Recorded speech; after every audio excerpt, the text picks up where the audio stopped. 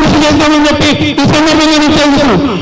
ఎప్పుడు లేని విధంగా ఈ రోజు మన ఇబ్రాహీంపట్నం నియోజకవర్గ గడ్డకు మన అభ్యర్థికి మన ఇంటి మనిషికి ఈరోజు అవకాశం రావడం జరిగింది.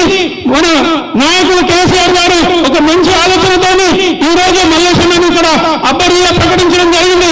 కాబట్టి వారి గెలుపు మనందరూ గెలుపు అని చెప్పి ఈ సందర్భంగా నేను తెలియజేస్తున్నాను.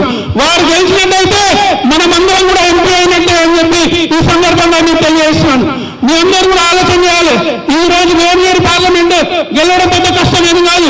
గత ఎన్నికల్లో 7 నియోజకవర్గాల్లో బీఆర్ఎస్ పార్టీకి ఎన్నైతే ఓట్లు వచ్చినాయో అవే ఓట్లు ఈ రోజు మన క్యామె మల్లేశన్నకు వస్తే వారు దాదాపు 30 నుంచి 40 వేల మెజార్టీతో గెలవడం జరుగుతాయని చెప్పి ఈ సందర్భంగా నేను తెలియజేస్తాను.